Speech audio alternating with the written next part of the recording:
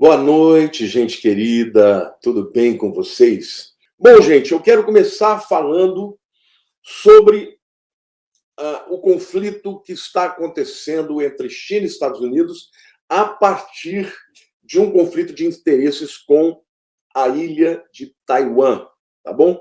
E eu quero começar explicando para vocês como é que Taiwan se separou da China continental. Bom, antes de mais nada, vocês precisam entender que Taiwan é uma ilha muito pequena, tem 36 mil quilômetros quadrados. Para vocês terem uma ideia, é um terço do tamanho da ilha de Cuba. Mas ela fica a 200 quilômetros da China continental, que é considerada a maior inimizade, né? O maior inimigo de Taiwan é a China continental. E é considerada a maior ameaça para a existência de Taiwan. Tanto Taiwan quanto a China, a República Popular da China, que é a China continental, se consideram a verdadeira China. A gente, para entender um pouco dessa briga, a gente tem que entender a história, né? A gente tem que entender um pouco sobre como começou esse conflito. Em 1945, gente, Taiwan estava sob o controle do Japão. Mas vocês se lembram que em 1945 acabou a Segunda Guerra Mundial e o Japão acabou se rendendo. E tão logo o Japão se rendeu, Taiwan voltou a fazer parte da China continental, tá?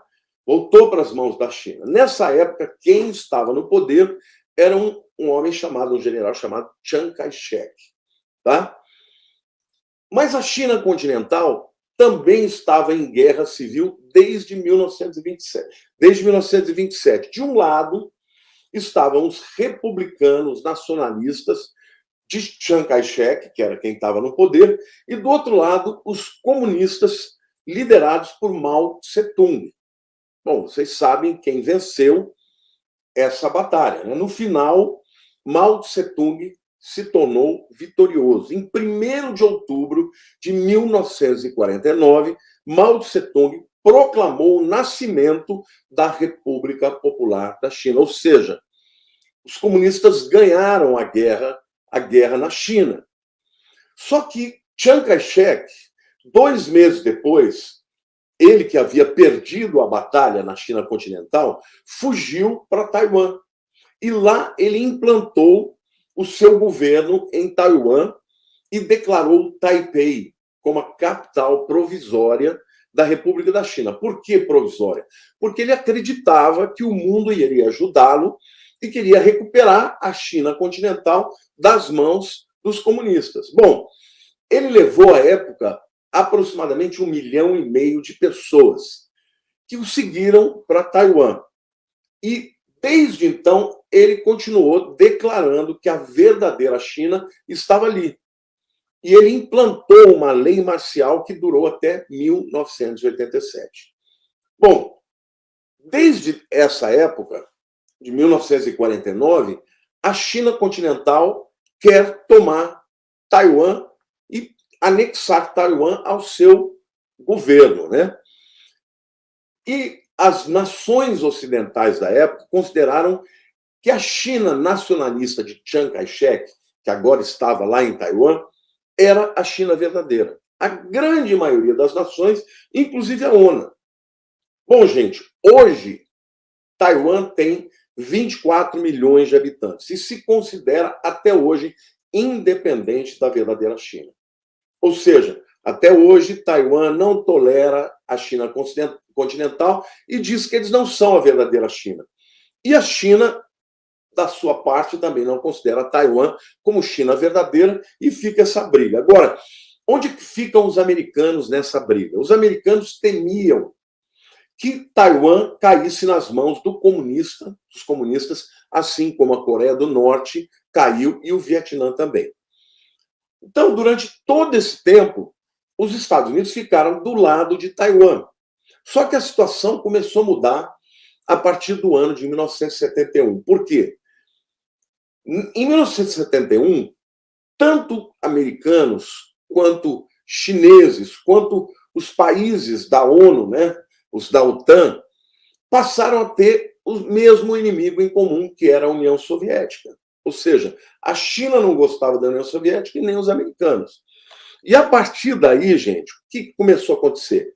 Em primeiro lugar, a ONU reconheceu que o governo comunista da China continental era o governo legítimo da China. Olha que coisa interessante. Os americanos só foram reconhecer 8 anos depois, em 1979. Também reconheceram a China comunista como a verdadeira China. Só que os americanos ainda se mantiveram como aliados de Taiwan, inclusive fornecendo armas para Taiwan. Só que, e aí eles fizeram um alerta muito importante para Pequim. Olha, nós estamos reconhecendo vocês como a China verdadeira, só que vocês não toquem em Taiwan. Tá? Porque se vocês tocarem em Taiwan, se vocês invadirem Taiwan, vai dar guerra. Nós não vamos permitir que isso aconteça. A partir, portanto, de 1971, a maioria das nações do mundo foram apoiando a China continental e Taiwan foi perdendo o apoio das nações. Para vocês terem uma ideia, somente 15 nações do mundo hoje reconhecem a soberania de Taiwan. O Brasil mesmo deixou de reconhecer o governo da ilha de Taiwan no ano de 1974. E a China se recusa a ter relações comerciais com os países que reconhecem a soberania de Taiwan. Bom, pastor, já entendemos de onde vem o conflito, já entendemos a guerra de Taiwan com a China continental. Taiwan passou a ser considerada a China verdadeira por aqueles que apoiavam Chiang Kai-shek, que fugiu para a ilha. E Taiwan se tornou, né, uma nação capitalista, democrática, superpoderosa, pujante economicamente, mas é uma ilhazinha de nada comparada com a grande, né, o grande continente da China continental, que tem aí por volta de 1,5 bilhão de pessoas. Primeiro, vocês têm que saber que a relação entre os Estados Unidos e a China está piorando muito.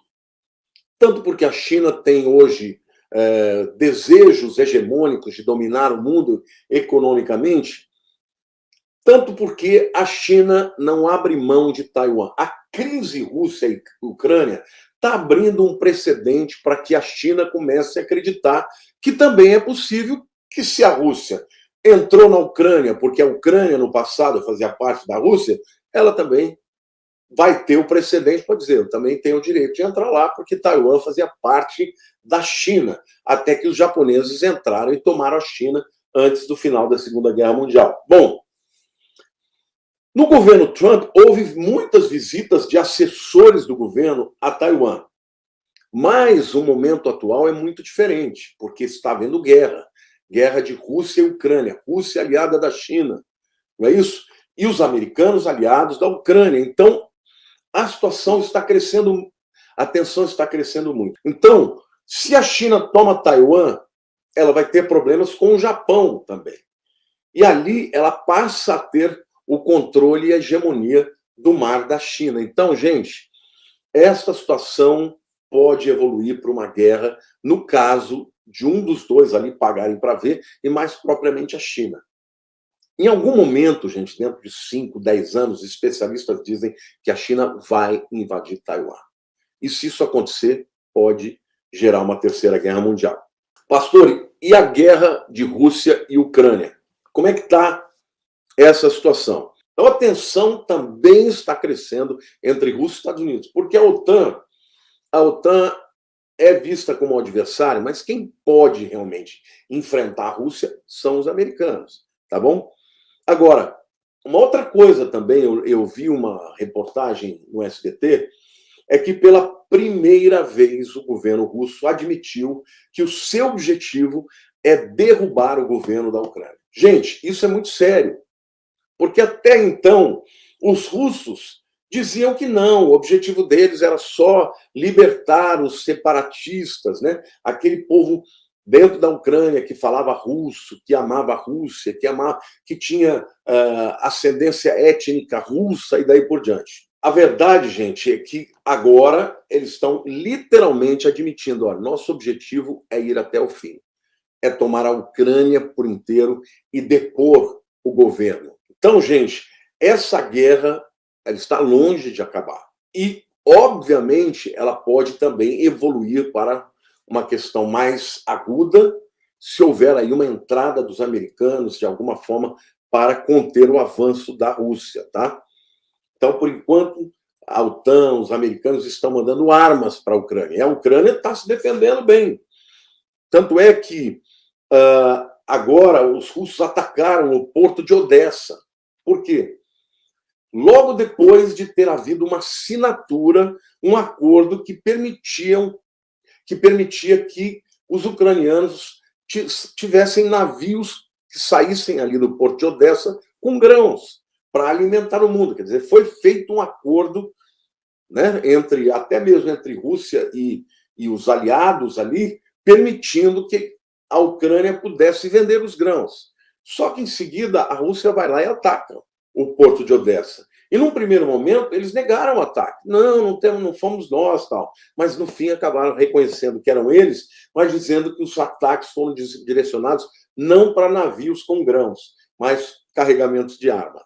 A Rússia, através do ministro de Relações Exteriores, Sergei Lavrov, afirmou no encontro com países da Liga Árabe no Egito que eles iam ajudar o povo ucraniano a se livrar do regime anti-pessoas e anti-história. Olha a narrativa dele, gente. Que, na verdade, eles estão atacando a Ucrânia porque a Ucrânia é anti-pessoas e a Ucrânia é anti-história. Ou seja, nós estamos atacando porque a história da Ucrânia está ligada à Rússia e nós não admitimos isso. E a Ucrânia está sendo anti-pessoas. Então, nós vamos ajudar os ucranianos a serem livres. Agora, a grande maior parte da Ucrânia não quer estar ligada à Rússia. Tá?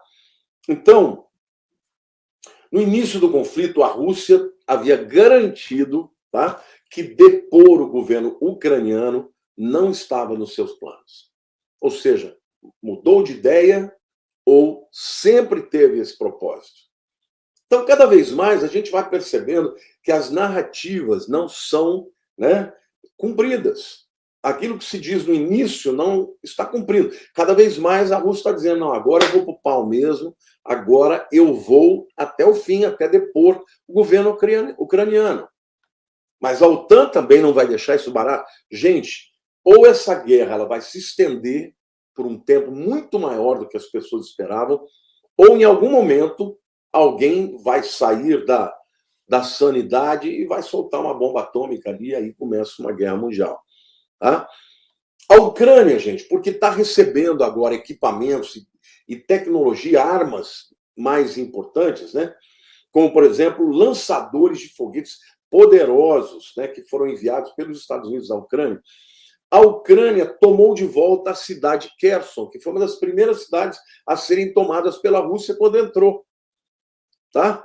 Então, a Ucrânia retomou o controle da cidade, inclusive destruiu as 3 pontes que haviam na cidade, impedindo, inclusive, que a Rússia mande suprimentos para os seus soldados. Tá?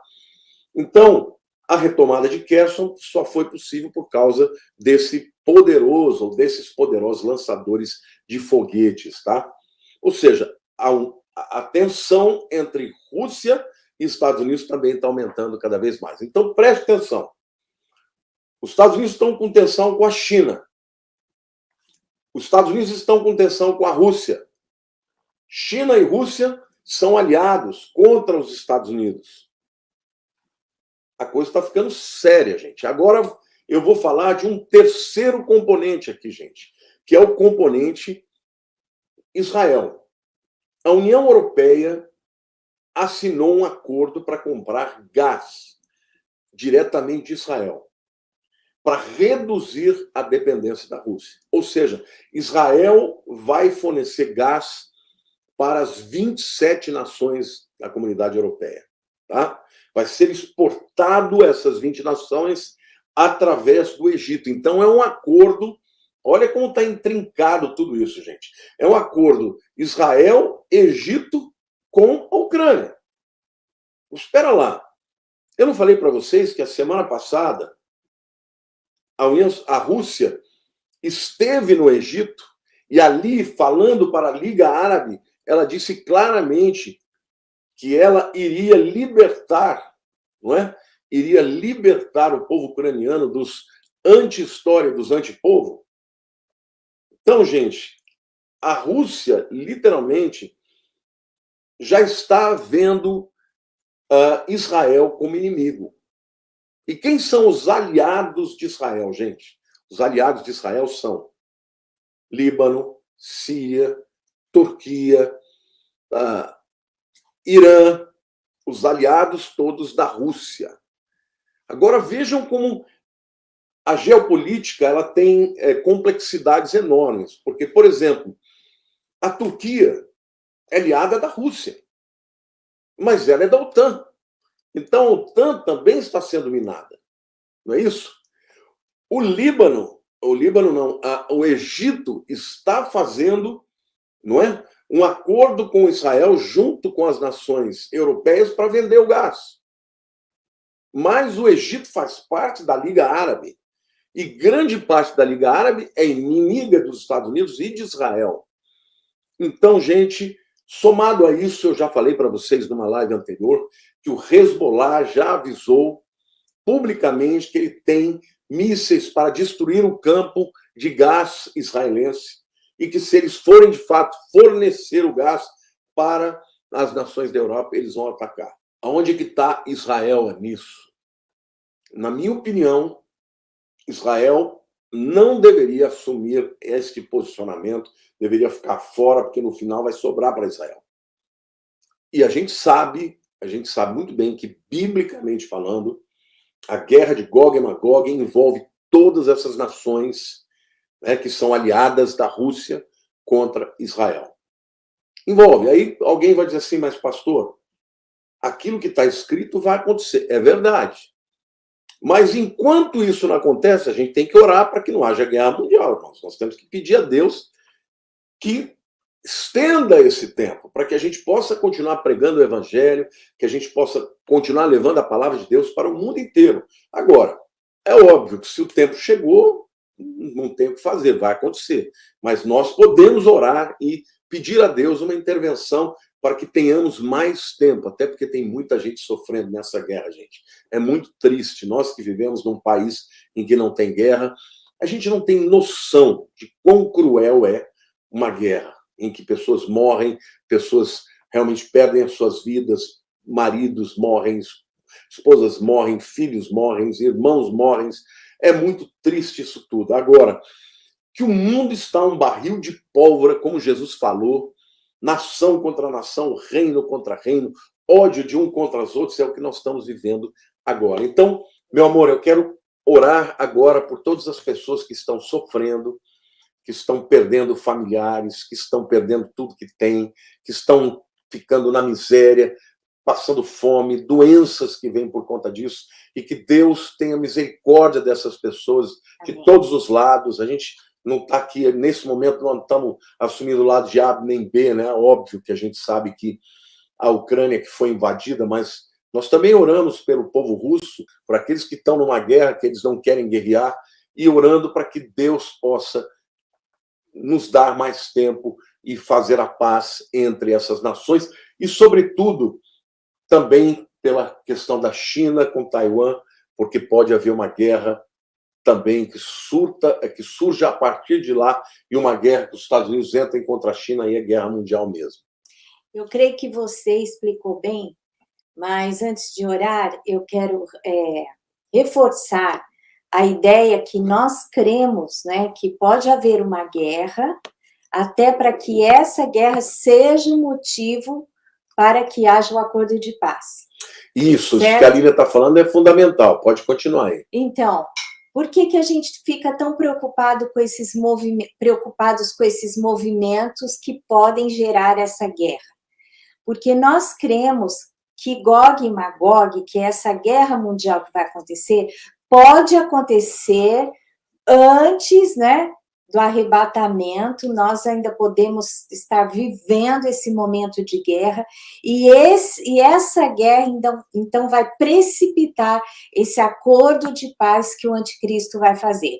Quando isso acontecer, é lógico, antes desse acordo de paz, a igreja vai ser arrebatada. Mas aí a igreja ainda participaria dessa guerra mundial. Mas a igreja pode estar presente ainda quando for deflagrada essa guerra, né? Então, é por isso que a gente está sempre olhando esses movimentos, especialmente o Lamartine, que é um estudioso, e está sempre aqui te colocando a par para que nós possamos ter discernimento espiritual e orar. Porque a gente não sabe o tempo de Deus, sabe que vai acontecer, mas nós sabemos que quando Deus quer fazer algo, Ele move o seu povo a orar. Então, vamos orar agora pela paz desses e pela vida, né, dessas pessoas que estão sendo envolvidas nestas guerras. Amém, em nome de Jesus. Senhor Deus, em nome de Jesus, eu quero orar agora pelo povo da Ucrânia, pelo povo da Rússia. Amém, Senhor Deus, a gente sabe que muitos são inocentes, porque são envolvidos, Senhor Deus, em questões políticas comandadas por alguns que estão cumprindo um papel, até uma agenda maligna, mas levam as suas nações e o seu povo a sofrer a guerra, a sofrer a morte, a sofrer a perda, a sofrer a fome. Senhor Deus, por isso nós clamamos pelo povo que sofre, porque o Senhor é aquele que cuida dos desvalidos, amém, que cuida Senhor, dos amém, oprimidos, Jesus.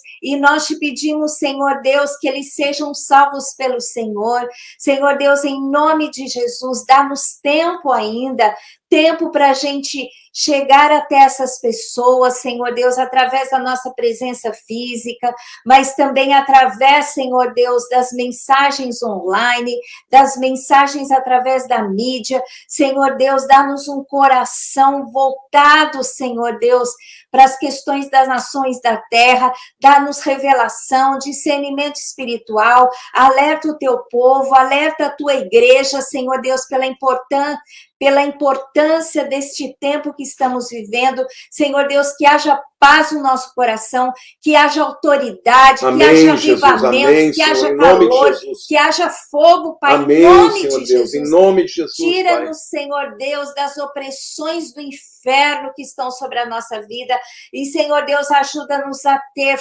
força, porque o Senhor disse para Josué, para conquistar a terra, ser forte e corajoso, que nós possamos andar nesta unção que estava sobre Josué, para conquistar espaços de territórios, espaços físicos.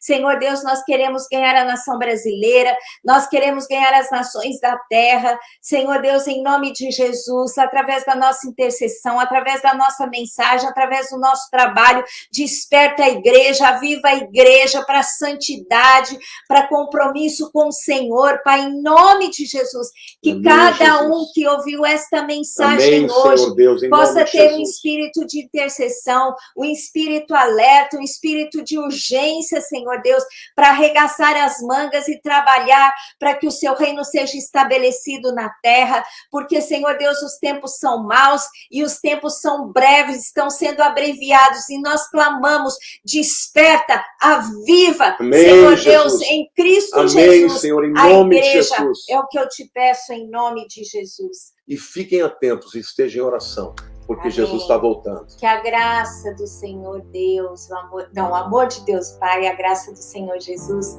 e as consolações, a do companhia do Espírito Santo seja com você, com a sua família, em nome de Jesus. Gente, Glória fiquem a com Deus. Beijo.